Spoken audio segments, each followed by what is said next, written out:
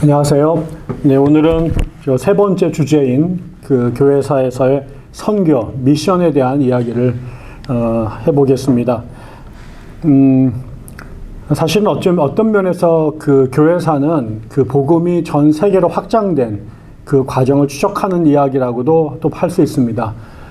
팔레스타인의 작은 마을에서 시작이 됐던 그 예수의 운동이 다양한 요인에 의해서 그 당시에 그 지중해와 또 메소포타미아 지역, 그 다음에 아프리카로 확장이 되기 시작했고, 그 다음에 동유럽으로 올라가서 나중에 러시아를 거쳐서, 나중에는 그것이 이제 그 중앙아시아를 건너서 또 중국까지, 그리고 또 한쪽에서는 아프리카 전체를 통해서 북아프리카 시작됐던 복음이 아프리카 해변을 돌다가 나중에는 그 내륙 안으로 조금씩 들어가면서 아프리카 전체가 복음화되는 과정. 또 한편으로는 대서양을 건너서 아메리카 식민지를 서양 사람들이 이제 발견하게 되고 거기에 살던 그 마야, 잉카, 아즈텍 그런 문명들이 있던 그 라틴 아메리카 지역에 스페인, 포르투갈 선교사들이 들어가서 차곡차곡, 처음에는 이 그 플로리다 밑에 있는 그 카리브해 연안에서 시작했던 복음의 운동이 나중에는 또 페루를 거쳐서 브라질과 또 나중에는 또 칠레, 그 안에 볼리비아, 나중에는 뭐 밑에 있는 아르헨티나까지 차곡차곡 복음이 쌓여져 가게 되죠.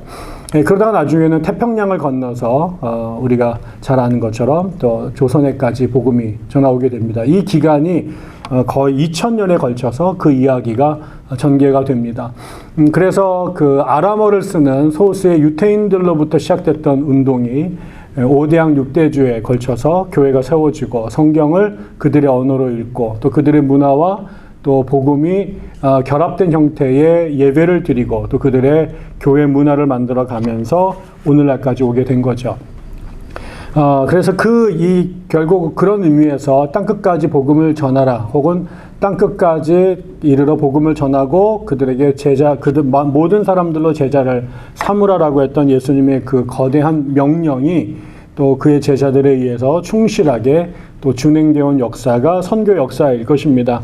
그러나 또 동시에 이 선교는 기독교가 아닌 혹은 기독교와 상관이 없었던 다른 문명권, 문화권에 복음이 들어가는 관계로 때로는 아프리카나 또 라틴 아메리카처럼 서양의 군대가 먼저 들어가고 선교사들이 복음을 들고 따라가면서 무력으로 먼저 그 터를 닦은 다음에 선교사들이 복음을 전하고 교회를 세우는 일종의 제국주의적 방식으로 복음이 전달된 경우도 있고요.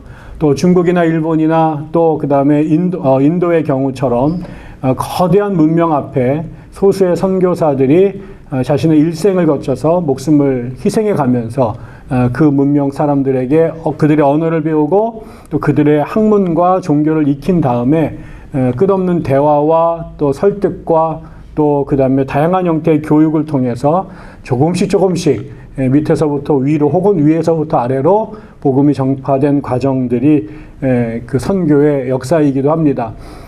그러다 보니까 팔레스타인에서 시작됐던 복음, 특별히 그것의 성경적 차원에서는 히브리어와 헬라어로 쓰여졌던 성경책이 다른 언어와 다른 문화권으로 전파가 되면서 그 지역의 언어, 그 다음에 그 지역의 종교 문화, 또 그 지역의 역사적 경험과 결합이 되면서 처음 출발했던 곳하고는 상당히 다른 형태의 교회들이 세워지게 됩니다. 그래서 전해준 자와 또 받은 자들 간에 주고받음이 분명히 상호 연관이 또 영향이 있었습니다만 세월이 지나고 나서는 매우 다른 형태의 모습으로 기독교가 또 분화 혹은 진화됐다라고도 말씀을 드릴 수 있겠습니다. 그래서 기독교라고 하는 것이 하나, 예수 그리스도를 주와 그리스도를 고백하는 신앙이고 또 신약과 구약의 성경책을 하나님의 말씀으로 믿는 또 그리고 그걸 근거에 살아가는 종교가 됐지만 지금 전 세계에서 존재하는 기독교의 모양은 사람들의 얼굴만큼 또 사람들의 피부색과 언어의 차이만큼 대단히 다양한 기독교들이 존재하게 된 것이죠. 그렇다면 저는 오늘 우리가 그렇게 어떻게 그 팔레스타인을 시작했던 그 예수의 운동이 5대양 6대주에 걸친 그 글로벌 릴리전으로 세계 종교로 확장되게 됐는지에 대한 그 역사적 과정을 추적해 보도록 하겠습니다. 이게 뭐 굉장히 긴 이야기고 많은 이야기라 이게 또 우리가 시간을 두 주로 나누어서 말씀을 전하겠습니다만 그래도 그게 다 가능할지는 저도 장담하지 못하겠습니다. 하여튼 최선을 다해서 그러다 보니까 제가 말이 점점 빨라져서요. 여러분이 제 강의를 따라오시는데 불편하실지도 모르겠습니다. 먼저 우리가 고대 1세기부터 한번 생각해 보면 좋을 것 같습니다. 우리가 잘 아는 것처럼 예수 그리스도가 이 땅에 오시고 또 그의 12명의 제자들이 단지 또 한 명의 위대한 혹은 훌륭한 예언자 혹은 랍비로 예수를 따르다가 그리스도께서 행하시는 수많은 기사와 이적들, 그분의 가르침 뿐만 아니라 십자가의 죽음과 부활을 통해서 그리고 그 이후에 오순절 성령의 강림을 체험하면서 그들이 예수를 단지 요셉의 아들이거나 또 한 명의 랍비가 아닌 또 한 분의 하나님으로 고백하게 되면서 기독교가 유대교로부터 분리되어 새로운 독립된 종교로 이제 만들어져 가게 됐죠. 그 출발이 갈릴리였고 그리고 그것이 번성했던 곳은 예루살렘이었습니다. 아무튼 우리가 소위 이스라엘이라고 말하는 그곳이었죠. 그러나 우리가 아는 것처럼 그 이후에 사울이라고 하는 유대인 랍비가 개종을 하게 되죠. 어떻게 개종합니까? 사도행전에 보게 되면 그때 그 시리아 다마스커스 다메섹이라고 하는 곳에 그 기독교 공동체가 있다는 얘기를 듣고 그 교회를 탄압하기 위해서 영장을 갖고 올라가던 중에 그렇죠. 그래서 우리가 다메섹 도상이라고 말하는데 아무튼 거기에 가다가 부활하신 예수를 만나고 사울이 회심을 하게 되고 자기가 핍박했던 예수를 오히려 증거하는 또 한 명의 사도로 변화되죠. 그리고 나서 사울이 이제 활동을 하게 되는데 그의 본격적인 활동 무대가 어디냐면 시리아 안디옥입니다. 다마스커스 근처에 있는 둘 다 시리아 지역, 예루살렘에서 위로 올라가면 지금 우리로 말하면 레바논이 나오고 조금 더 올라가면 시리아가 나오죠. 지금은 내전이 벌어져가지고 아주 그 어려운 상황이 살고 있는데 이게 아주 고대의 큰 도시였습니다. 거기에 이제 다마스커스와 안디옥에 이미 예수 공동체가 있었고 다마스커스예요. 그 다음에 사울과 바나바가 안티오크라고 하는 곳에 이제 교회를 세우죠. 바나바가 먼저 교회를 세우고 그 다음에 사울이 바나바의 천거로 동역을 하게 되고 우리가 아는 것처럼 그 안디옥을 근거로 해서 바나바와 사울이 3번에 걸친 그 소아시아 그 다음에 그리스 로마까지 로마는 나중에 가겠습니다. 아무튼 그 소아시아 지역에 그 전도 여행, 선교 여행을 하게 됩니다. 그러면서 이들에 의해서 수많은 교회들이 지금 터키 서부 지역에 있죠. 우리가 그 성지순례 가게 되는 그 다음에 요한계시록에 나오는 7교회의 그 자리들이 전부 다 터키 서남부 지역에 위치하게 있고요. 그게 그 앞이 에게해죠. 그 에게해를 건너편으로 가면 그리스가 나오고 그 다음에 그리스와 로마 사이에 아드리아해가 있고 그걸 넘어가게 되면 로마가 나오게 되죠. 이게 전부 다 지중해 북쪽, 유럽으로는 남부 지역에 위치하게 되어 있는데 처음에 다시 한번 말씀드리지만 교회는 팔레스타인에 시작했고 그 다음에 제일 먼저 세워진 또 하나의 비유대인들의 공동체가 안디옥이 됩니다. 근데 이 안디옥은 그 이후에 최초의 선교지이기도 하면서 교회사에서 가장 중요한 4개의 교회, 다시 말하면 안디옥, 그 다음에 알렉산드리아, 콘스탄티노플, 그리고 로마, 이 4개가 이제 가장 중요한 그 기독교의 어떤 헤드쿼터가 되는데요. 그 다음에 훌륭한 신학자들과 인물들이 나오게 되고요. 그래서 나중에 이제 교회사에서 초창기에 아주 중요한 영향력을 끼치게 된 이그나티우스라든가 황금의 입이라고 불렸던 요하네스 크리스토스무스, 존 크리소스톰이라고 우리가 부르고 영어로 표현하는데 이런 사람들은 이제 굉장히 중요한 교대 교부들이 이런 사람이 전부 다 안디옥에서 배출이 된 인물들입니다. 그 다음에 이제 우리가 그 또 하나 생각해 볼 게 팔레스타인에서 오른쪽으로 가면 바로 이제 우리가 아라비아 광야가 나오죠. 아라비아 반도가 나오고 거기서 오른쪽으로 조금만 이동하면 지금 이제 이란, 페르시아가 나오죠. 근데 페르시아 바로 오른쪽으로 가면 아프가니스탄이 나오고 그 밑에 파키스탄, 그 다음에 인도 이렇게 이어지게 됩니다. 근데 그 흥미로운 게 인도에 가면 인도의 남서부 지역에 마르토마 교회라는 게 있습니다. 성도마 교회라고 불리는 건데 이 사람들은 자기네 교회를 예수님의 제자 중에 의심이 가장 많았던 사람으로 알려져 있는 토마스가 와서 세웠다라고 믿고 있습니다. 그 역사적인 근거가 오랫동안 밝혀지지 않았어요. 그래서 사람들이 그거는 그냥 전설이라고 생각을 했는데, 우리가 보통 이제 도마행전이라고 하는 영지주 문서가 있습니다. 근데 그 도마행전의 스토리가 있는데요. 그게 도마가 그 인도로 가가지고 복음을 전하다가 이제 그 순교했다라는 내용이 거기에 담겨져 있습니다. 물론 이제 도마가 쓴 내용은 아닐 거예요. 그렇지만, 거기에 보면 이제 그 인도에 가서 어느 왕실에 갔는데 그 왕이 자기의 왕궁을 짓는데 건축가가 필요했습니다. 근데 도마가 복음을 전할 요량으로 건축의 건자도 모르는 사람인데 자기가 건축을 잘한다고 손을 들죠.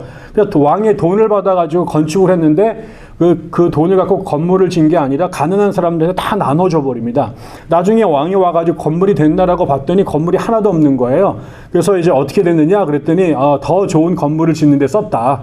천국에 당신의 왕궁을 짓는 데 썼다. 그래서 왕이 이제 기분이 나빠가지고 이제 죽이려고 그랬더니 그 동생인가 누군가가 꿈을 꿨는데 이 사람은 아주 하늘에 신령한 사람이니까 건들지 마라. 그래서 이제 안 죽이고 살려뒀다. 뭐 이런 이야기가 거기에 이제 나오고 그때 도마는 또 다른 곳에 가서 복음을 전하다가 순교했다. 이런 얘기가 나옵니다. 근데 이제 그 19세기 말에 그 지역에서 그 고고학자들이 땅을 파다가 동전이 나왔는데요. 그 동전에 바로 그 도마복음에 나와 있는 임금의 이야기, 그 이름이 덕한이 적혀 있는 겁니다. 그래서 그게 단지 신화와 전설이 아니라 역사적 사건일 수 있겠다라는 얘기들이 이제 요즘에 신빙성 있게 알려지게 되고요. 그래서 아무튼 전설적으로 만약에 그 말이 사실이라면은 인도에는 1세기에 예수님의 살았던 그 1세기 초반에 도마에 의해서 교회가 개척됐다라고 이제 믿을 수 있는 건데 그럴 경우에는 인도 교회가 세계에서 가장 오래된 교회 중에 하나가 되는 것이죠. 그러나 이제 이건 여전히 아직까지 그 학자들이 심증은 있으나 아직까지 역사적 사실로 확증하기에는 뭔가 그 미심쩍은 부분이 있는 것으로 보여집니다. 근데 조금 더 뒤에 가보면은 우리가 그 4세기에 최초의 교회사를 썼던 유세비우스, 가이사라의 유세비우스가 있는데요. 그 사람이 썼던 그 책의, 그 교회사 책에 의하면 이집트의 학자였던 판테누스라는 사람이 AD 180년경에 인도에서 그리스도인들을 만나서 교류했다라는 기록이 나옵니다. 그렇게 됐다면 뭐 도마보다는 한 100년 뒤로 넘어갑니다만 한 2세기에도 일단 인도에 교회가 있었던 것으로 보입니다. 사실은 이거는 이제 오랫동안 많은 사람들한테 흥미로운 그 주제이기도 합니다. 왜냐하면 지리적으로 굉장히 가깝거든요. 그 다음에 대상무역이 있었던 그런 시절에는 그 동서 간에 특히 인도와 유럽은 오랫동안 굉장히 밀접한 관계가 있었기 때문에 그래서 어떤 분들은 뭐 제가 1990년대 유행했던 책들을 보면은 뭐 예수님이 석가모니의 제자였다. 뭐 이런 것과 관련된 그 책도 나온 것으로 봐서 그 인도와 이 팔레스타인 지역은 상당히 밀접한 관계가 있었던 것으로 보여지고 그런 와중에 예수님의 제자든 혹은 그들의 영향을 받은 초기 그리스도인들이 인도로 갔을 확률은 굉장히 가능성은 높은 거죠. 그 다음에 이제 3세기가 되면 북서인도 지역, 지금 이제 그 파키스탄과 접경 지역에 이제 펀잡이라는 동네가 있는데 거기에도 기독교 공동체가 이미 존재했었다는 게 역사적으로 입증이 됐습니다. 아무튼 인도는 굉장히 일찍부터 기독교가 들어갔던 것으로 보이죠. 물론 이제 우리가 알겠지만 나중에 그곳은 이제 이슬람이 들어가서 그 이슬람의 무굴 제국이 오랫동안 있으면서 인도에 무슬림이 굉장히 강성했던 적이 있습니다. 물론 더 올라가면 우리가 아는 것처럼 힌두교라든가 불교가 있었지만 오히려 그 오랫동안 인도는 무슬림의 영향력이 굉장히 강했고, 후에 영국이 인도를 장악을 하면서 무굴 제국이 이제 몰락하는 그 과정에 전통적으로 억눌렸던 힌두교도들이 국가의 정치 권력을 장악을 하면서 힌두교가 부흥을 하게 되고, 지금은 이제 힌두교가 인도를 끌고 나가는 대표적 종교가 됐습니다만, 아무튼 인도는 굉장히 그 나라도 크고 인종들도 다양한가 더불어서 종교적으로도 굉장히 모자이크처럼 복잡한 형국인데, 중요한 것은 그 와중에 기독교도 아주 이른 시절부터 인도에 들어갔었다라는 것을 기억해 주시면 좋겠습니다. 또 하나 우리가 기억해야 될 곳은 아프리카 지역입니다. 아프리카는 특별히 이집트, 북아프리카죠. 북동 아프리카 지역은 그 시나이 반도를 기점으로 해서 유대와 이스라엘과 처음부터 굉장히 밀접한 역사적 관계를 갖고 있죠.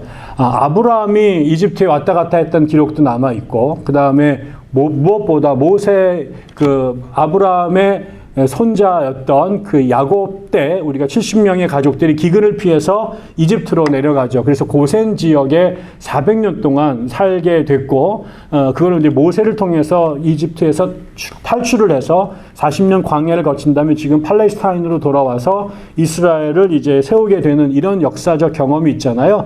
그래서 초창기부터 그 이집트에는 유대인들이 상당히 많이 가서 살고 있었고요. 그 이후에도 아주 밀접한 관계를 맺으면서 역사 속에 우리가 아는 것처럼 솔로몬의 그 부인들 중에 또 이집트의 공주들도 있었고, 그러면서 이집트, 그 다음에 우리가 메소포타미아, 그리고 그리스 문명 속에서 이스라엘이 존재했기 때문에 그 나라들하고 다 무역으로, 군사적으로, 정치, 외교적으로 연결이 되어 있었는데, 이집트도 마찬가지입니다. 그래서 그 이집트가 있고, 그 다음에 이집트에 바로 밑에 수단이 있고요. 수단에서 오른쪽 조금만 내려오면 지금 아라비아 맨 밑에 오만이라든가 이런 나라들 건너편에 에티오피아가 있습니다. 근데 이 에티오피아도 초창기에 그 이집트만큼 그 이스라엘과 관계가 있었습니다. 우리가 아는 것처럼 사도행전에 보면 필립이 지나가다가 에티오피아 여왕의 여왕 간다게죠. 여왕의 그 내시를 만나죠. 그래서 그 사람이 이제 성경책을 읽고 있었는데 그 성경책의 내용을 몰라서 이렇게 당황할 때 빌립이 성경을 풀어주고, 그 사람이 그 깨달음을 얻자 물가에 내려가서 세례를 받는 장면이 나오죠. 그래서 이 이디오피아의 왕실 내시가 팔레스타인에 와서 개종을 한 이야기가 나타나고, 그래서 아마도 그 사람이 본국으로 돌아가서 에티오피아의 기독교를 전하지 않았을까라는 추측을 해 보는 겁니다.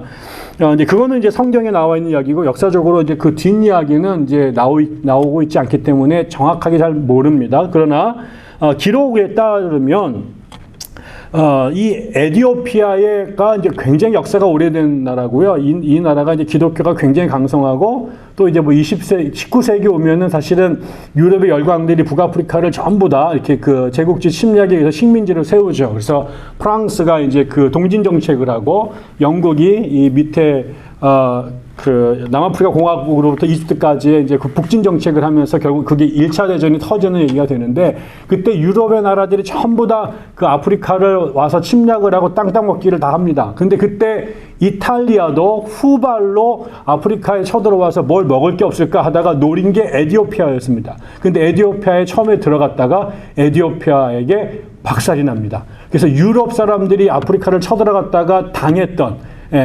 유일한 케이스가 그 이탈리아의 군대가 에티오피아에 들어갔다가 당한 거죠. 물론 2차 대전 때 다시 무솔리니 시절에 들어가서 그때는 이제 에티오피아를 점령을 했습니다만, 그 정도로 오랫동안 이제 기독교 전통이 있었고 아주 독립심이 강했던 나라인데요.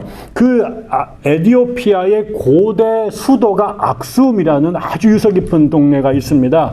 거기에 그 악숨의 주교가 프로멘티우스라는 유명한 주교가 있었는데, 그게 그 사람이 328년경에 그 악숨의 주교였던 프로멘티우스가 그 지역에 그 에티오피아 여러 곳에 복음을 전했다라는 기록이 남아 있죠. 그래서 최소한 성경의 기록이 사실이라면 문자적으로 확인할 수 있는 기독교인은 1세기에 이미 이 팔레스타인에서 개종했던 경우가 있고요. 그 다음에 보다 역사적인 근거로 확인할 수 있는 기록은 4세기 초반에 이미 에티오피아에는 주교가 존재하고 있었고 여러 지역으로 복음이 확산되고 있었다라는 것이죠.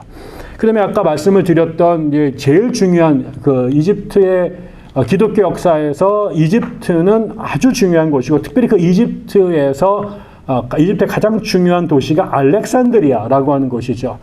전에도 첫 시간에 말씀을 드렸습니다만 알렉산더 대제가 동방원정을 하고 나서 이제 30대 초반에 죽고 그의 후임들이 이제 나라를 세 개, 네 개로 쪼개는데 특히 이제 이 아프리카하고 시리아 지역을 우리가 아는 프톨레미우스 왕조하고 그 다음에 셀루쿠스 왕조로 나누죠. 그때 이제 이집트는 프톨레마이오스 왕조의 중심지가 되고 우리가 나중에 후대에 여기에서 아주 유명한 그 여인 클레오파트라가 나타나는데 전부 다 이 알렉산드리아를 중심으로 있었던 고대 이집트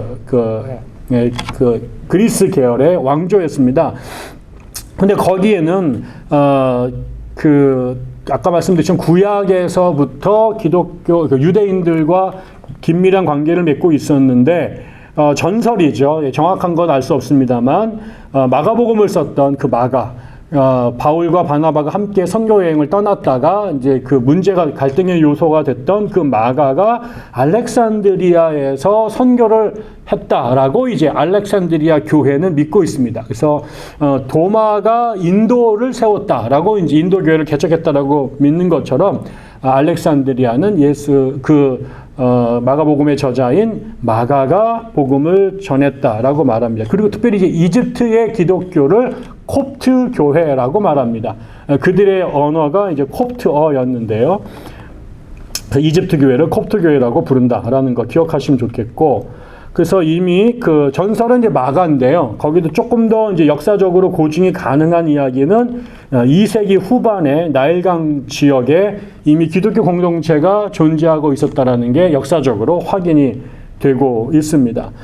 특별히 알렉산드리아는 당대 이 소아시아에서 아테네의 문명의 바톤을 이어받은 지역입니다. 그래서 아테네는 그 당시에 굉장히 이제 후퇴해 있었던 지역이지만 아테네의 그리스 철학과 문학이 어디 넘어가느냐? 알렉산드리아로 넘어갑니다. 그래서 알렉산드리아에서 당대 가장 거대하고 유명한 도서관이 있었고 그 도서관은 곧 대학의 기능을 하고 있었는데 그 알렉산드리아의 수많은 학자들, 철학자들이 거주하고 있었고 그래서 나중에 교회사에서도 기독론 논쟁 같은 것들이 벌어졌을 때 알렉산드리아의 시장에 가다 보면은 아저씨들하고 이제 아주머니들이 상인들이 앉아가지고 예수의 양성론과 인성론에 대해서 논쟁하는 이야기들을 흔히 들을 수 있었다고 할 정도로 철학적 소양이 깊은 곳이죠. 그러다 보니까 그쪽에 있는 사람들이 나중에 이제 기독교로 개종하게 되면서 초기 기독교 교리나 신학을 만드는데 아주 혁혁한 공을 세우게 됩니다. 그래서 우리가 잘 아는 나중에 키프리아누스라든가 오리게네스라든가 이런 사람들이 전부 다 알렉산드리아에서 활동했던 사람들이었는데요. 그래서 조금 전에 말씀드렸던 안디옥과 더불어 알렉산드리아가 초대 기독교의 특히 신학적 측면에서 굉장히 중요한 역할을 하게 됩니다. 로마는 그 당시에 로마 제국의 수도였지만 학문적으로 아직 중요하게 부상하지 못한 상태였고 그 다음에 콘스탄티노플이 출현하는 것은 아직도 200~300년을 기다려야 되는 후대의 일이었기 때문에 초기 기독교의 두 중심축은 적어도 신학적 측면에서는 안디옥과 알렉산드리아였고요. 요 두 지역의 신학적 풍토가 조금 달랐습니다. 나중에도 또 나올 거기 때문에 미리 좀 말씀을 드리면 성경을 바라보는 입장이 좀 다릅니다. 알렉산드리아는 그 당시에 그리스 철학의 영향을 많이 받았는데 특히 플라톤의 영향을 받아서 영과 육을 구분하고 영적인 것을 강조하는 그런 풍토가 있다 보니 성경을 읽을 때도 성경을 문자적으로 해석하는 것보다는 성경의 의미, 성경의 스토리나 문자의 뒤에 숨겨져 있는 의미를, 그 상징적 의미를 찾는데 훨씬 더 관심이 많았습니다. 그래서 그 사람들이 개발해낸 해석적 방법이 알레고리라는 것이었습니다. 그래서 예를 들면은 유대인이 내려가다가 이제 그 강도를 만나서 쓰러진 그 선한 사마리아인 이야기가 나오잖아요. 이런 이야기를 이때 말하는 선한 사마리아인은 어떤 교회를 상징하고 강도는 누구를 상징하고 이런 식으로 그 문자의 뒤에서 해석을 첨가하는 거죠. 그래서 숨겨진 의미를 찾아내는 그 알레고리가 알렉산드리아에서 중요한 해석학적 방법론으로 개발이 돼서 유행하게 됐는데, 반면 안디옥은 성경을 가능하면 문자 그대로 이해하려고 하는 그런 경향이 강했습니다.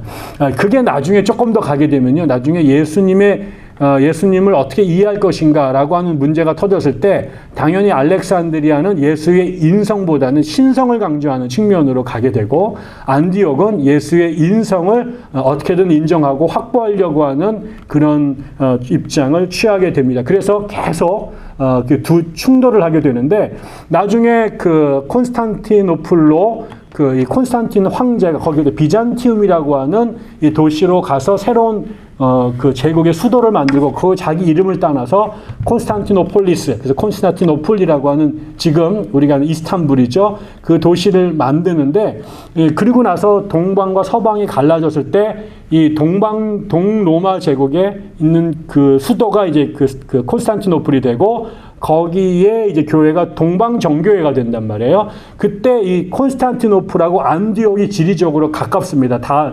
터키하고 가까운 지역이라 보니 나중에 콘스탄티노플과 안디옥은 같은 영향권에 들어가게 되고 신학적으로 같은 입장을 취하게 됩니다. 그래서 아까 말씀을 드렸던 나중에 콘스탄티노플의 총대주교를 지낸 위대한 설교가가 요하네스 크리스토스무스, 존 크리스토스톰이라고 하는 사람인데, 이 사람이 콘스탄티노플 총대주교를 지내거든요. 근데 어디 출신이냐? 고향이 안디옥 출신이었습니다. 나중에 또 네스토리우스 문제가 터진 네스토리우스도 역시 안디옥 출신으로 콘스탄티노플에 가서 활동했던 사람들입니다. 그런 의미에서 이제 그것과 대척되는 지점에 알렉산드리아가 있었다. 그리고 알렉산드리아는 마가복음의 저자 마가가 처음 복음을 전한 전설이 그쪽 지역에 내려오고 믿고 있다. 그러나 적어도 2세기 후반이 되면 그 지역에 교회가 존재했다라는 게 역사적으로 확인이 됐다라고 말씀을 드릴 수 있겠고요. 지금 말씀드린 교회는 전부 다 지중해를 둘러싸고 있는 동네에서 벌어진 겁니다. 지중해 동부 지역이죠. 그래서 저 말씀을 드렸습니다만, 이게 지중해라고 할 때 여기가 터키죠. 우리가 다시 말하는 소아시아고, 여기가 그리스가 있고 로마가 있습니다. 그다음에 여기가 이제 팔레스타인이고, 여기가 이제 이집트죠. 그럼 여기에 안디옥이 있습니다. 이게 전부 다 지중해가 여기까지 내려갈 때 지중해 반토막으로 잘라서 그리스를 포함해서 오른쪽 지역이 전부 다 그리스 말을 쓰는 지역에 여기에서 교회가 처음에 세워지게 되는 거죠. 그러다가 이제 그 2세기로 넘어가게 되면 이제 위로, 그 다음에 오른쪽 위로, 그 다음에 동쪽으로 복음이 확장되기 시작을 하게 됩니다. 첫 번째가 프랑스입니다. 프랑스는 바로 이탈리아 바로 위쪽이죠. 우리가 보면 이탈리아 위쪽에 스위스가 있고, 오른쪽으로 가면은 이제 오스트리아, 헝가리가 나오게 되고, 그 위로 올라가면 독일이고, 또 왼쪽으로 가면 프랑스고, 거기서 또 왼쪽으로 가면 스페인이 나오게 되는데, 제일 먼저 바로 이쪽 지역, 로마 위쪽에 있는 프랑스 지역에 교회가 들어간 일이 보여집니다. 그 당시에는 이제 그 프랑스를 고을 혹은 그 라틴 말로 갈리아라고 불렀습니다. 지금도 고을 지방. 우리가 그 프랑스 유명한 사람이 드골이라고 하는 대통령이 있잖아요. 그 골 출신이다라는 뜻인데, 거기를 줄리어스 시저가 그 집정관이 되기 전에 그쪽 지역에 가서 그 변방이었던 프랑스 사람들을 정복을 하고 그 유명한 그 갈리아 전쟁기를 이제 쓰게 되죠. 근데 거기에 론이라고 하는 계곡이 있는데, 거기 지역에 2세기에 이미 기독교인들이 있었다라고 하는 것이 이제 밝혀지고 있습니다. 그리고 그 론 바로 옆에 이제 이쪽으로 올라가면 이 프랑스 쪽에 이쪽에서 올라가면 리옹이라고 하는 곳이 있는데요. 그 리옹에 그 기독교가 아주 번성했습니다. 그 리옹에서 기독교가 번성했고 그 리옹에 감독들이 있었는데 그 리옹의 감독의 영향을 받으면서 프랑스 교회가 세워지게 됩니다. 4세기 정도가 가게 되면 프랑스 전역에 아를르라든가 베종이라든가 오튠이라든가 뭐 파리라든가 보르도, 트리에, 란 이거는 뭐 프랑스 전역인데요. 밑에서부터 위 동서부까지 이미 교회가 다 존재하게 됩니다. 그래서 프랑스는 4세기부터 기독교 교회가 천지사방에 흩어져 있었고요. 그 다음에 나중에 우리가 아는 것처럼 그 5세기부터 그 유명한 게르만 민족이 그 유럽을 점령을 하게 되면서 수많은 게르만 부족들이 유럽 전역을 점령하게 되죠. 그래서 우리가 아는 뭐 고트족이라든가 롬바르드족이라든가 반달족이라든가 그다음에 그 유명한 프랑크족이 유럽에 들어오게 되는데 지금 이 프랑스가 있는 지역이 나중에 그 프랑크 족속이 들어와서 점령하게 되죠. 그러니까 프랑크라고 하는 말에서 프랑스라는 말이 나온 거고, 그 중에 이제 그 이 5세기, 6세기, 7세기에 그쪽 지역이 이제 프랑크 지역을 중심으로 해서 유럽이 통일되어 가게 되죠. 그래서 메로빙거 왕조가 세워지고 나중에 이제 그 카롤링거 왕조가 세워지는데 그 메로링거 왕조 때 클로비스라고 하는 사람이 그 부인이 기독교인인데 그 기독교인과 결혼하게 되면서 그 사람 클로비스가 개종을 하게 되고 왕의 영향력으로 그 국민 전체가 집단 개종을 하게 되면서 프랑스가 기독교 국가가 되게 되죠. 그래서 프랑스는 유럽에서 가장 먼저 어떻게 되면 가장 강력한 기독교 국가로 정착한 곳이라고 말씀을 드릴 수 있을 것 같습니다. 네, 일단 전반전은 여기까지 하고 이어서 그 다음 이야기를 진행하도록 하겠습니다. 잠시 쉬겠습니다.